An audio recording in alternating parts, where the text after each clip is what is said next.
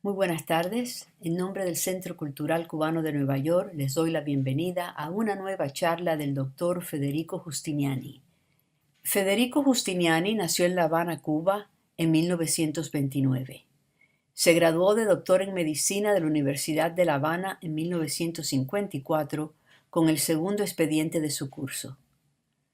Se estrenó en medicina interna en el Hospital Universitario General Calixto García y ejerció su profesión en La Habana hasta que salió al exilio en 1964, cuando se estableció en los Estados Unidos. Sirvió por segunda vez la residencia de medicina interna en el Mount Sinai Medical Center de Miami Beach y fue certificado en esa especialidad.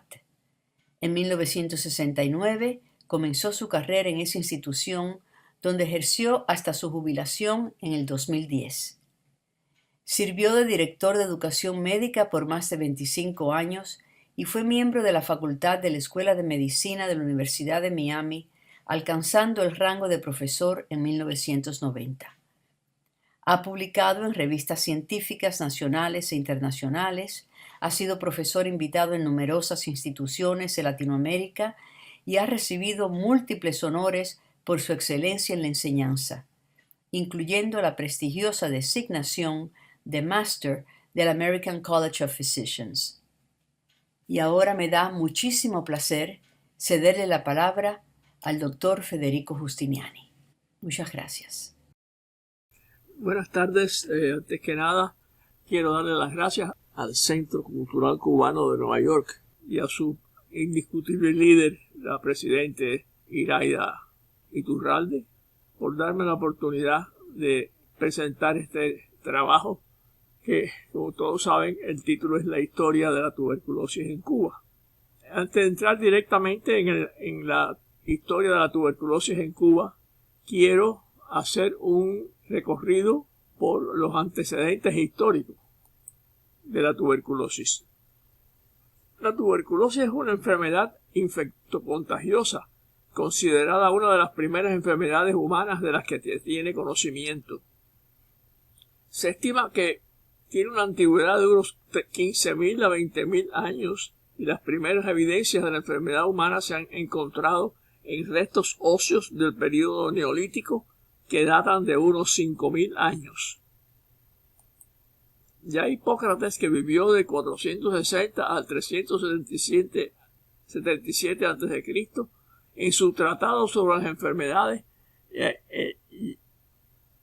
bajo el título de tisis, que era como se conocía entonces el nombre de la tuberculosis, describió un tísico, viene de otro tísico, y prende más fácilmente en ciertos temperamentos como los pituitosos, flemáticos e imberbes rubios de ojos brillantes, carnes blandas y omóplatos sobresalientes. Después Areteo de Capadocia, que vivió de 120 al 200 después de Cristo, hizo la primera descripción que se conoce de la enfermedad. Febrícula vespertina, con su duración profusa, astenia, anorexia, adelgazamiento y las características de la expectoración. En América del Sur, las primeras evidencias de la enfermedad se remontan a la cultura Paracas, una civilización precolombina del Perú entre los años 750 y 100 a.C. En el siglo XVIII, Giovanni Battista Morgagni y Pierre-Joseph Dessolles por primera vez señalaban que el esputo del paciente es el principal agente infeccioso. Fue Percival Pott, un cirujano inglés, el que describió la lesión tuberculosa de las vértebras que lleva su nombre, la enfermedad de Pott. En 1866, Jean-Antoine Vineland demuestra que puede transmitirse la enfermedad tras inocular material purulento de los pacientes con tuberculosis a conejos de laboratorio. En 1882, con un novedoso método de tinción del esputo, Robert Koch demuestra por primera vez el agente causante de la tuberculosis, el Mycobacterium tuberculosis o bacilo de Koch, en su honor. Logró cultivar el bacilo e inoculándolo en el conejo, todos mueren de tuberculosis. En 1908, Robert Koch recibió el Premio Nobel en Fisiología y Medicina. En 1890, de nuevo, Koch descubre la tuberculina también llamada derivado proteico purificado, o en inglés Purified Protein Derivative, o PPD, un extracto de la proteína del bacilo tuberculoso que se usa para detectar si el sujeto ha estado en contacto con el bacilo o no, mediante la prueba de Mantoux, que se llama así en honor al médico francés Charles Mantoux, que ideó este método en 1907. Hoy en día hay un método más moderno, una prueba en la sangre que se llama Interferon Gamma Release Assay, IGRA, que indica si el sujeto ha estado expuesto al bacilo tuberculoso. Otra importante contribución a la historia de la tuberculosis fue el descubrimiento de los rayos X por Wilhelm Conrad Röntgen. Esta técnica permitió visualizar las lesiones tuberculosas de la piel del pulmón. En 1908, Albert Calmet y Camille Guérin del Instituto Pasteur en Lille, Francia, logran producir una forma atenuada del bacilo de la tuberculosis que no causa la enfermedad. Esto se llamó la vacuna BCG o bacilo Calmet-Guérin. Se usa en recién nacidos desde 1924 al 28 se vacunaron un total de 114.000 recién nacidos sin complicaciones serias. Las estadísticas muestran un notable descenso en la mortalidad por tuberculosis en los que se habían vacunado. En la actualidad sabemos que la efectividad de la vacuna varía. En 1943, otro descubrimiento importante, Albert Schatz y Selman Waksman descubren la streptomicina a partir de un hongo, el Streptomyces griseus, capaz de inhibir el crecimiento del bacilo de Koch. Este acontecimiento marca el inicio de la era moderna del tratamiento de la tuberculosis con antibióticos, por lo que Waksman recibió el premio Nobel. Pronto se descubrió que el bacilo de la tuberculosis desarrolla resistencia a la streptomicina. En 1952 se descubre la isoniazida, que consigue convertir la tuberculosis en una enfermedad curable. En 1967 aparece la rifampicina, que acortó los tiempos de curación. El tratamiento actual de la tuberculosis ha dejado de ser en sanatorios para ser ambulatorio bajo la supervisión de trabajadores de la salud. Esto ha provocado que el tratamiento en muchos casos se hace incompleto por motivos económicos, sociales o culturales. En 1982 aparece el síndrome de inmunodeficiencia adquirida o SIDA. Debido a la inmunodeficiencia, enfermedades que se consideran en retroceso han resurgido. En 1993, la Organización Mundial de la Salud declaró a la tuberculosis urgencia mundial. La Organización Mundial de la Salud reporta que en el año 2022 unas 187.000 personas fallecieron mundialmente debido a la tuberculosis relacionada con el virus de la inmunodeficiencia humana. En la actualidad, 98% de los casos mundiales de tuberculosis ocurren en países de bajos o medianos recursos, donde no pueden costearse el precio del tratamiento, que es usualmente bastante alto.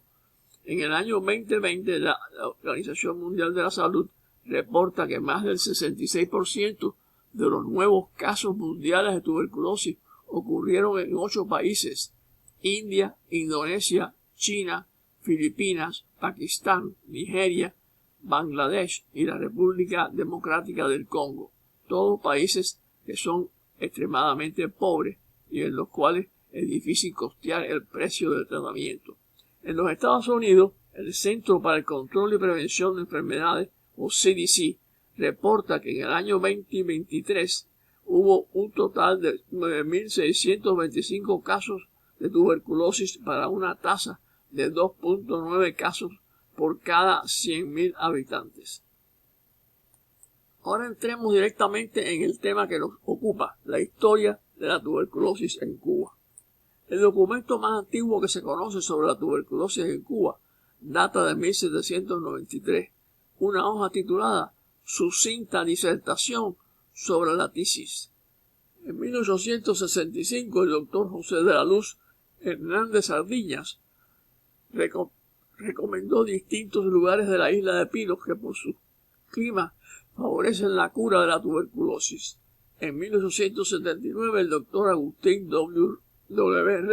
Reyes Zamora publica que el año anterior fallecieron de tuberculosis en La Habana 1.714 personas, de un total de 13.507 defunciones.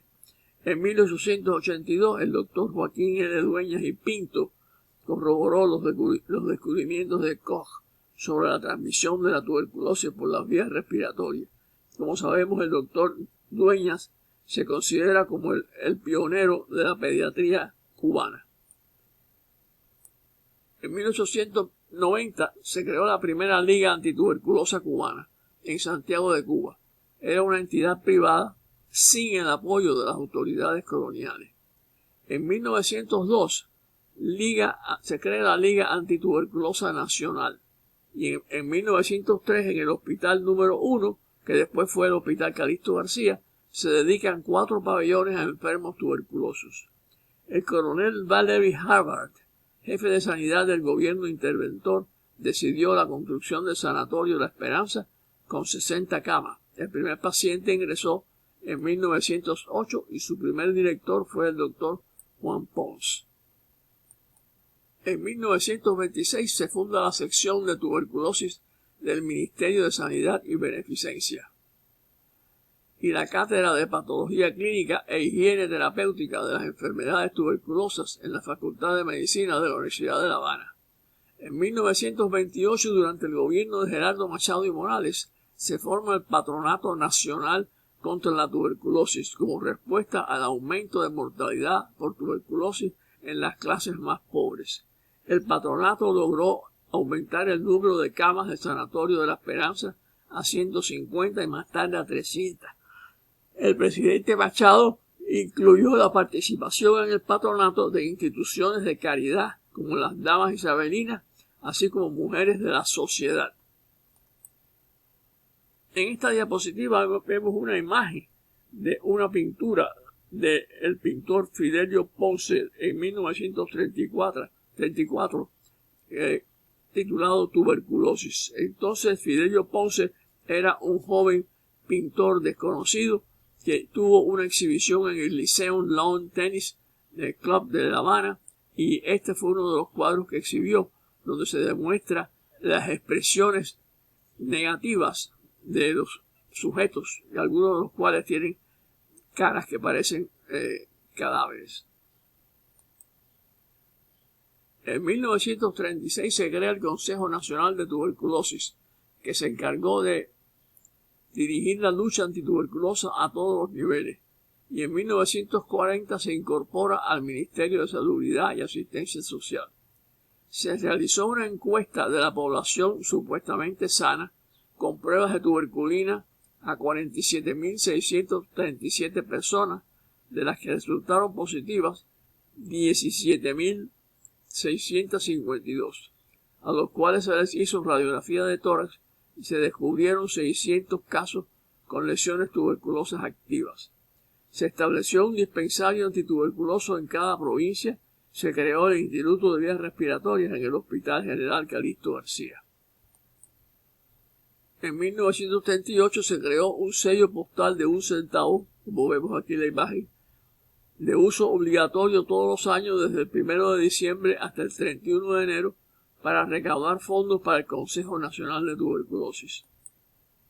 Ahora vamos a narrar una emotiva anécdota, que en 1926 un pobre soldado recorría las calles de La Habana, llevando a rastras a su joven hermano Juan, de apenas 20 años, que sufría de tuberculosis pulmonar y estaba en búsqueda de una cama en un sanatorio donde lo pudieran tratar. No teniendo recursos económicos ni políticos, Los chances de encontrar una cama eran bastante pocos. Pero al fin Juan encontró una cama y fue ingresado en el Hospital Calixto García. Su hermano lo visitaba frecuentemente y un día Juan tuvo una hemoptisis masiva mientras su hermano lo visitaba. Juan finalmente murió ahogado en su propia sangre. ¿Y quién era este pobre soldado que recorría las calles de La Habana? El hermano mayor no era otro que Fulgencio Batista y Saldívar, que llegó a ser el hombre fuerte de Cuba después del golpe del 4 de septiembre de 1933. Batista, sin olvidar su dolorosa experiencia con su hermano Juan, se esforzó en identificarse como el creador de, entre comillas, mi campaña antituberculosa, y usó la tuberculosis como el eslabón que lo conectaba a la población pobre que tanto conocía de esta maldita plaga. Incluyó la erradicación de la tuberculosis como uno de sus objetivos de su plan de gobierno. Esta es una fotografía del sanatorio de Topes de Collantes. En enero de 1937, Batista anunció, entre comillas, en este bello rincón de Cuba se levantará el mejor sanatorio de América. El 14 de noviembre de 1937, Batista puso la primera piedra del sanatorio, pero la construcción por diversos motivos se demoró mucho y cuando Ramón Grau San Martín, declarado enemigo de Batista, asumió el poder en 1944, el sanatorio estaba casi terminado y se habían invertido 1.650.000 pesos. La enemistad de Grau con Batista determinó que Grau abandonara el proyecto. Grau nombró director del Consejo Nacional de Tuberculosis al doctor Bartolomé Selva León, quien orientó la política del gobierno hacia la construcción de sanatorios en pequeñas ciudades en vez de un sanatorio grandioso. La historia de Topes de Collantes culmina cuando Batista da el golpe de Estado de 1952 y ordena que la obra se termine. El sanatorio ahora se llamará Sanatorio General Fulgencio Batista. El gobierno golpista de Batista insistió en concentrar sus recursos en la terminación del sanatorio de Topes de Collantes, cuando la atención médica en referencia a la tuberculosis había evolucionado a una política de prevención por la vacuna del BCG, detección temprana y tratamiento ambulatorio con las nuevas drogas bajo la supervisión de personal de la salud. Finalmente, el 4 de mayo de 1954, casi 17 años después de la colocación de la primera piedra, Batista y una gran comitiva con bombo y platillo celebraron la inauguración del sanatorio en un banquete en que Batista recordó su experiencia personal con la tuberculosis en una brillante pieza oratoria que mereció una estruendosa ovación. La revolución tomó posesión del edificio de Topes de Collantes y lo convirtió primero en un fuerte militar llamado Comandante Enrique Villegas y después una prisión para los guerrilleros del Escambray. Más tarde lo convirtió en una escuela para enseñar maestros que se llamó la Escuela Manuel Ascunce, el nombre de un maestro joven que murió en combate en la Sierra del Escambray. Y por último, en este momento, el antiguo Topes de Collantes es un hotel, el Curhotel Escambray, que es parte de la empresa militar de turismo extranjero Gaviota, que explota el gobierno dictatorial comunista. La streptomicina ha sido la droga milagrosa, pero tiene dos problemas. Uno, su alto costo, y dos, los métodos de distribución en Cuba que han sido guiados por la influencia política y el soborno. La vacunación por BCG. En 1942 se fundó un laboratorio para producir la vacuna, pero los esfuerzos por hacer la vacunación en masa de la población fallaron debido a una insuficiente red de salud pública rural. de 1925 a 1945 en Cuba se vacunaron menos de 3.000 personas, mientras que, por ejemplo, en Uruguay vacunaron a 115.000 personas, en Argentina a 200.000 y en Brasil a 330.000. Al triunfo de la Revolución Comunista se estableció una política de inmunización masiva de la población. En 9 años, del 50 al 58, se vacunaron 277.380 personas, mientras que de enero del 59 a junio del 62 se administraron 827.043 vacunas. En 1966 se habían vacunado el 70% de los recién nacidos. El gobierno decidió utilizar la forma oral de la vacuna, que era mucho más fácil de administrar, y desarrolló una forma disuelta en helado que le llamó Glasivacuna. Ahora quiero contarles 3 anécdotas personales en referencia a la tuberculosis, para darle un toque personal a esta charla. La primera anécdota data del año 1935-36, cuando mi hermano menor nació. Yo tenía 6 años y mi madre, después del parto, padeció de tuberculosis pulmonar cavitada, según me he enterado después de adulto, ya que cuando niño no tuve la menor idea de lo que estaba pasando, ya que parece que lo trataron todo en una forma muy sutil, de manera que un niño de 6 años no se enteró para nada de lo que estaba pasando. No me acuerdo ni siquiera de haber tenido que estar en cuarentena con mi madre. O sea que si pasó, lo hicieron en tal forma que un niño de 6 años no se enteró. Ahora de adulto me he enterado y he visto inclusive la radiografía de tórax de mi madre, que tiene una cicatriz densa, fibrótica, en el vértice del pulmón derecho, debido a la cicatrización de una cavidad pulmonar tuberculosa que tuvo en aquella época. Esta es la primera anécdota personal que les quiero contar. La segunda ocurre en el Hospital General Calixto García, en la sala clínica Bajos del profesor Pedro Iglesias Betancourt, que era donde yo trabajaba, donde hice mi internado y residencia de medicina interna. Allí yo estaba a cargo de 2 camas, las camas 17 y 18, en la sala de hombres de esta sala. Y en la cama 18 había un pobre enfermo que tenía tuberculosis pulmonar avanzada. El tratamiento en aquella época era el colapsar el pulmón haciendo lo que se llama un neumotórax terapéutico, que se inyectaba aire en la cavidad pleural para provocar la compresión y colapso del pulmón, y se suponía que en esa forma el pulmón estaba en reposo y cicatrizaba la lesión pulmonar. Este procedimiento había que repetirlo periódicamente, ya que el aire de la cavidad pleural se reabsorbía y había que volver a inyectar aire. Mi pobre paciente sufrió este procedimiento múltiples veces que yo personalmente le hacía. Y un buen día mi paciente sufre una hemoptisis masiva y se muere ahogado en su propia sangre.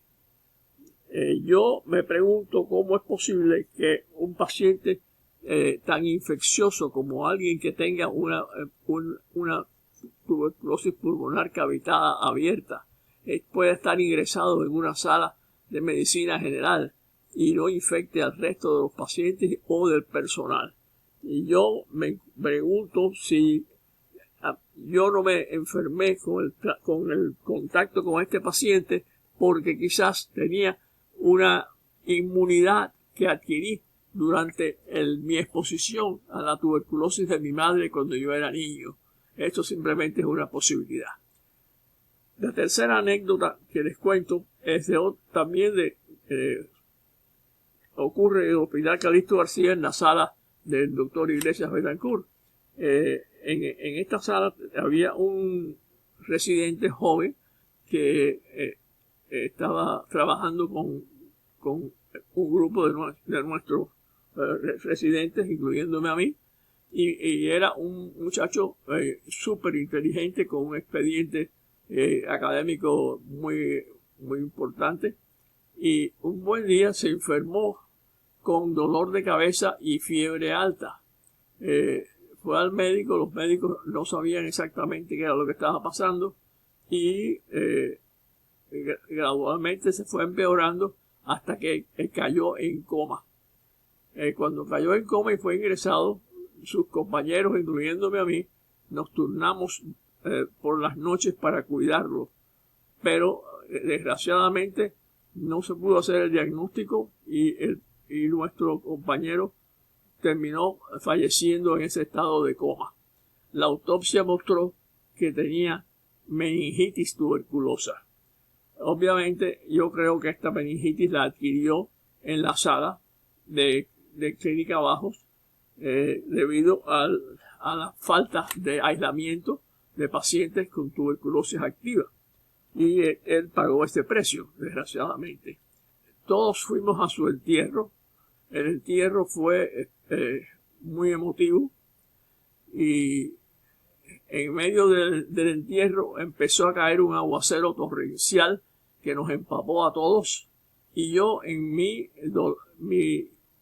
dolor pensaba: hasta el cielo está llorando por la pérdida de este individuo tan valioso, un hombre joven, con un futuro brillante, con un expediente brillante, con todo por delante de sí, y que todo esto ha sido truncado porque lo mató la difícil plaga blanca de la tuberculosis.